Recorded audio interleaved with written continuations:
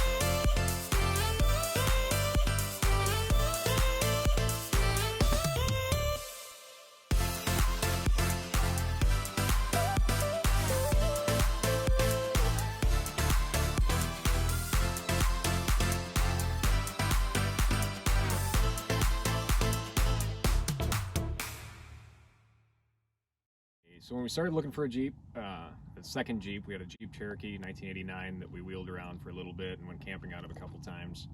And then we started looking for a Jeep Wrangler. And we were either looking for something completely stock that we could build up on our own, or something with enough solid built bones to go from there. The original owner had built this Jeep and it was sitting up on a property near Reno. And it only bounced around the property and was a hunting rig up there, so it was really low mileage. It only had 69,000 miles on it when we picked it up. It's awesome for this 4-liter, great mileage, and had a mild build. The axles already had a lot of work into them, which we'll go over in a minute, and it was just a solid rig from when we started. Say hi! So after we tuned up the Jeep, we were taking small trips every weekend, and it was awesome.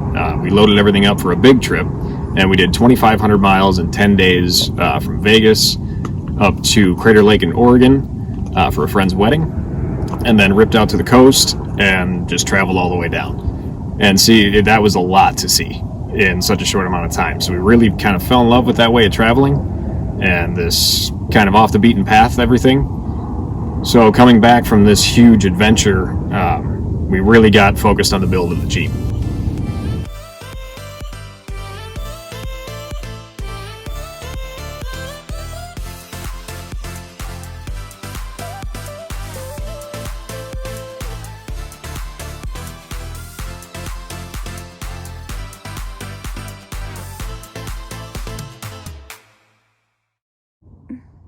Next, then we found where we wanted to do. We found the trails that we wanted to conquer, the places we wanted to go, and that determined how we were going to build the Jeep and its limitations. Definitely with weight.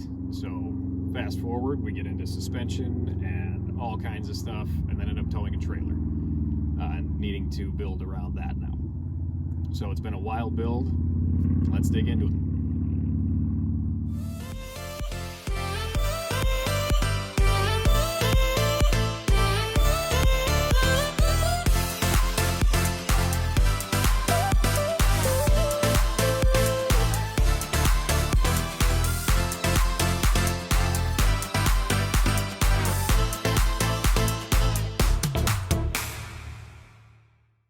Going to start off in the front and kind of work our way back. Bumper was on it when we bought it. It's a solid steel bumper. When we flopped it in Utah, we did a 3-line pull to get us out. It worked great. Then the Warren winch also was something that came equipped on it. We were talking about already kind of a built rig. That was huge. It's an investment to make. And this Warren winch has not failed. It's been great. And then let's move to headlights and upgrade, because the stock TJ headlights suck. And I wasn't comfortable jumping to the JW speaker price point. So these are kind of a middle of the road, but they've been great. These are from ProComp, and they're an LED headlight, a great spread. Those have been really cool. And then moving on up, towing and all the extra heat in the desert in the low speed crawls and pulling in the grades, stuff like that. I did louver the hood. Most everything is function over form. It looks cool, but for us it really does perform a function, letting that heat just escape. and keeping our engine temps within reason.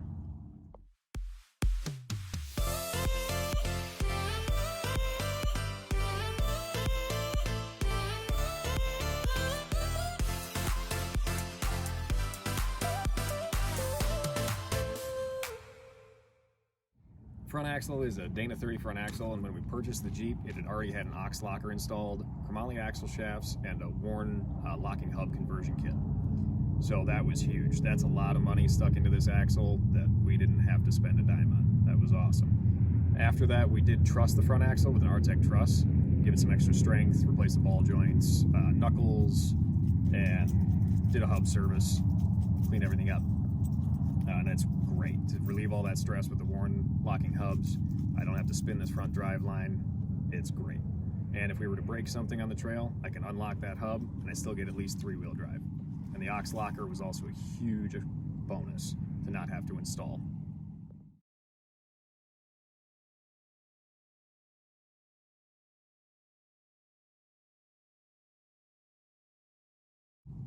All right, now on with the axles is suspension and steering. For steering, we have a rugged ridge steering that took out the Y-link steering. I've ran different Heinlink steerings, and this is my first time running this. We'll see how long this holds up, but so far the tie rods have been really nice for all the on-road driving we've been doing. It's not clanking around as much, and the steering's pretty good, but we definitely needed that upgrade from driving back from Phoenix. It was like driving a sailboat.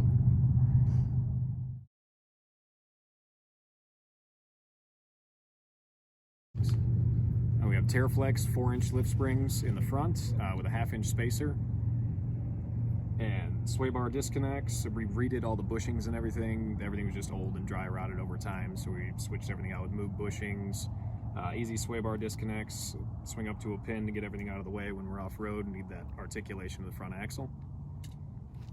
And then further back onto the control arms. So I didn't use a lift kit from anybody. I wanted the adjustability because of the ride height of the suspension with all this weight, and being able to take it on and off and really dial in my driveline angles, my pinion angles.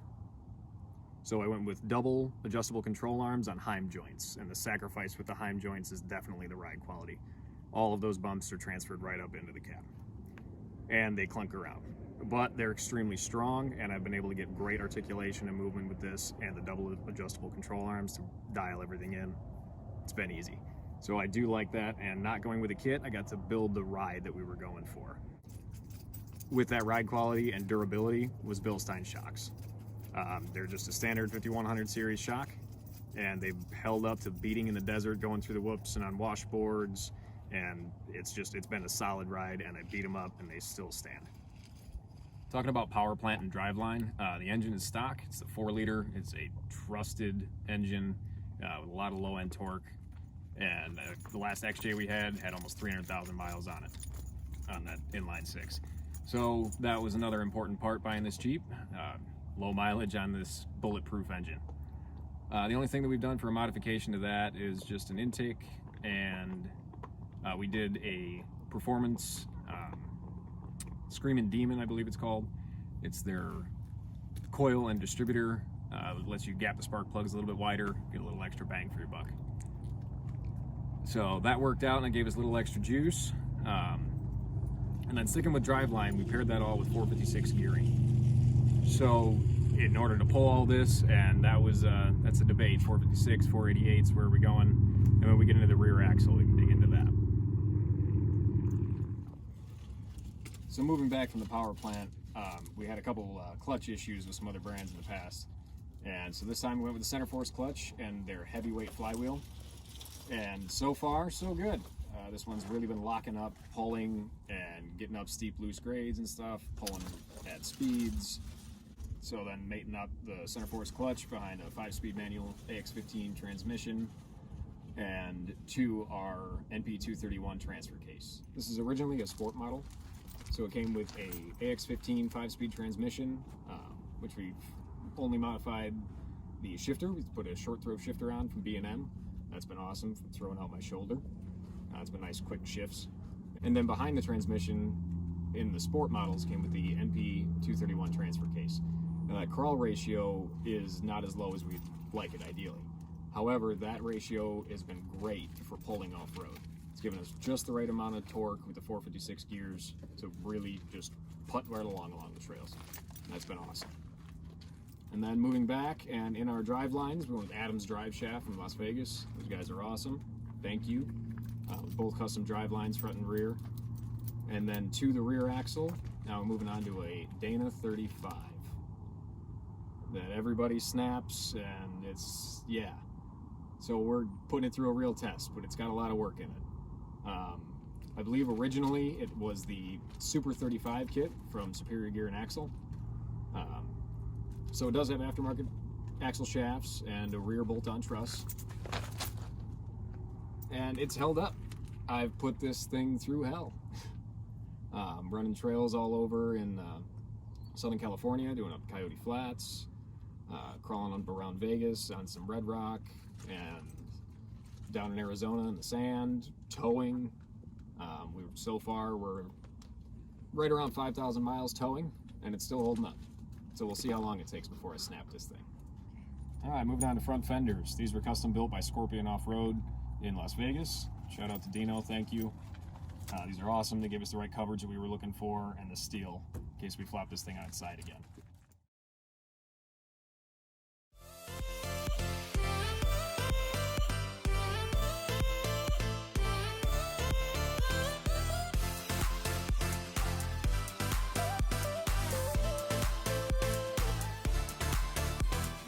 Rock sliders with Rugged Ridge sliders that kind of start off as a boat slider with the intention of building onto these to give them a full boat side all the way down to the bottom.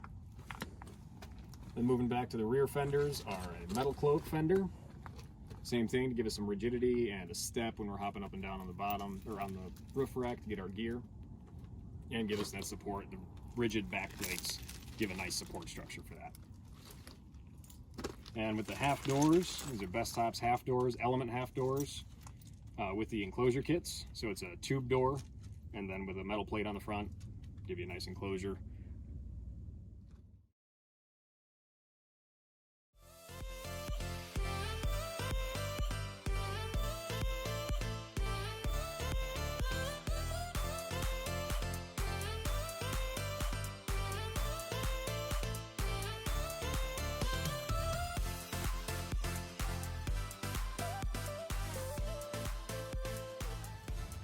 We also run headsets because this thing is loud. We're running no top, loud exhaust, loud everything running down the trail and on the road. So this has been able to save our hearing and be able to just talk to each other, not being hoarse all the time running. So Rugged Ridge radios, this was a nice setup. I've got the unit wired into the center console, and then these just wired up the back of the seats. It's been really nice. They'll have stock TJ seats, but we wrapped them in Bartack seat covers. They've been really durable, nice canvas material, and they have that same Molly webbing all over, so we can use those gear storage bags to make everything really convenient. And they've held up great. And with those seat heaters that we just strap on the top and run off the switch panel. And a hot commodity in the desert is shade. So the Rhino-Rack Batwing Compact. We went with the Compact because of all the slim line and how short everything was on the TJ, but it still gives us an exorbitant amount of shade when there's no trees in sight out here. And that's been really lightweight with some custom bracketry.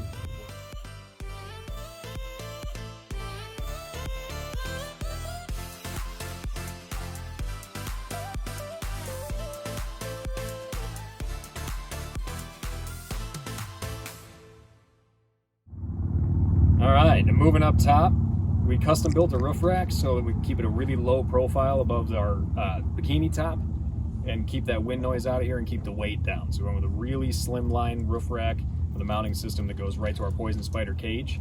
And then we went with Rome cases. I can stand on these, they're lightweight, keep all the dust and crap out. We have each one for our clothes, and then one in the back for all of our tools, axes, and everything I need to repair the rig on the road.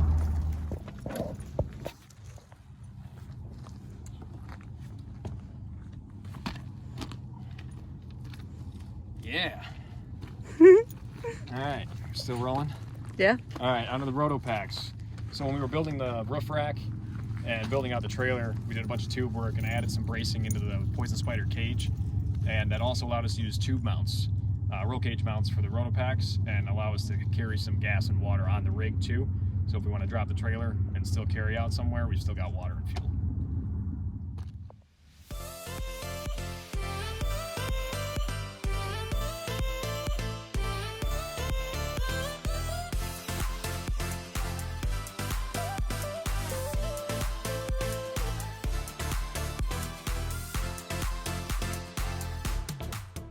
Next up, Right Line storage bags.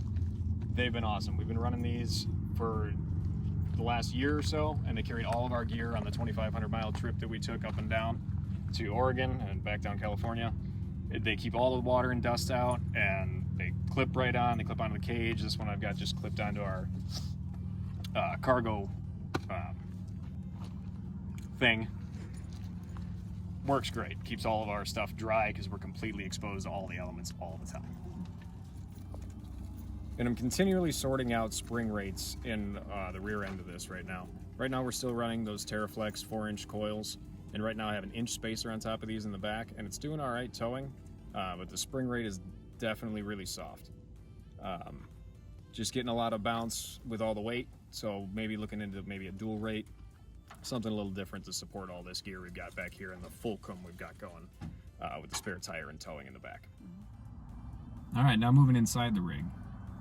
Start off on the top and work our way down. We had to add storage everywhere to make this convenient for our lifestyle, and using molly bags has been a great solution for that. So I have an overhead storage molly panel and a couple of molly bags. We can keep our kind of every moment use things like that. And then also on the side in the storage bags, same with the molly bags on our tube doors, and using the molly webbing to attach stuff all over the rig. And also a CB radio. Not using a whole lot because we're traveling alone, but it is nice to have. And it's nice to be able to hear some of the emergency call-outs and stuff that come across and pick up the weather channel. I also have ham radios if we need. Then moving down to the tablet and our comms and all of our navigation. So that's all really through the iPad. We also have a GPS Zoleo device, which allows us to use that completely offline and track and send messages tethered to our iPad. Also running Gaia GPS for all of our trail maps. All hooked up on that is our ram mounts, holding everything really secure. This has been a good system to be able to hook right to the roll cage and use these different length arms and being able to adjust everything as we need. It's been nice for camera angles now, and it's nice to keep this stuff tucked up nice and tight where I can still see it, but it's out of my view for what we're trying to see on the trail.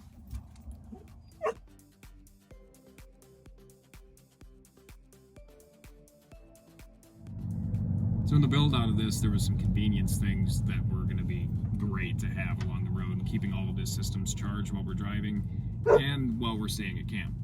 A couple of those things were adding 12-volt outlet and USBs direct wired to the battery in the glove box. Then I have phone cords, chargers wired up through the dash and to all of the ports that we need for our phones and tablet. And a 12-volt outlet in case we need to charge anything else. Along with the same 12-volt line, I also installed a USB port and 12-volt port into the center console that we run a little extension cord and a multi-USB port on that to charge batteries or whatever we need to.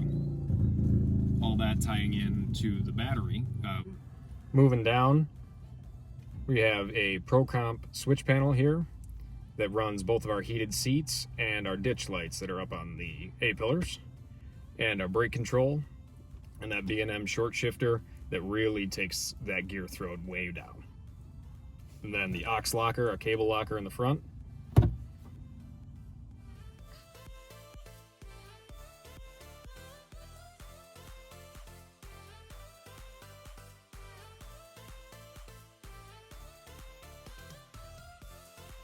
With the Poison Spider rear bumper and tire carrier. On the support and the bracketry behind the bumper, mounting to this with towing, it's not tow rated, so I'm not holding Poison Spider liable at all, but it is towing great. The bracketry has been awesome, and the tire carrier alone that it mounts on a spindle with real bearings is amazing. The great latch, doesn't rattle. Moving around to the back.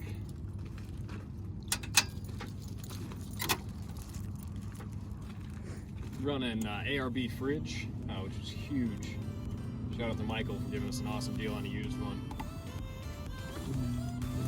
This fridge has changed everything. We don't have soggy food anymore.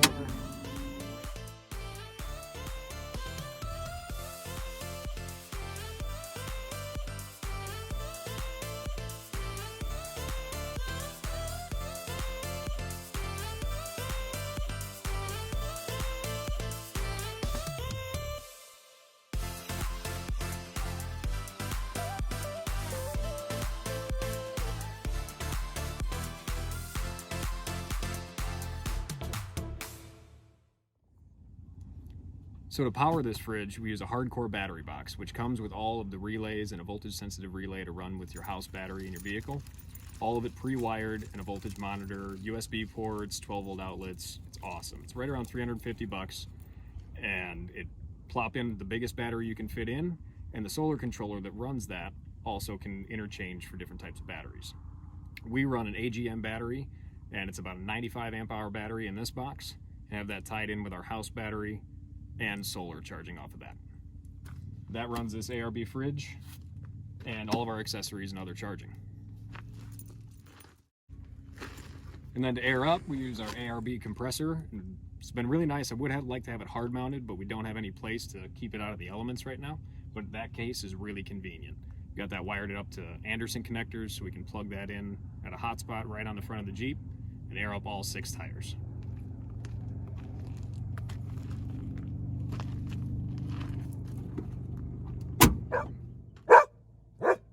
Chuck. Hey, bud. Can I pet you? It's okay. It's okay. I know you want to go in the Jeep. We're trying to tell the people about the Jeep, okay? Good boy. Good boy. Good boy. Oh, yeah. In another video, we'll go over the Hound, our custom-built Overland trailer.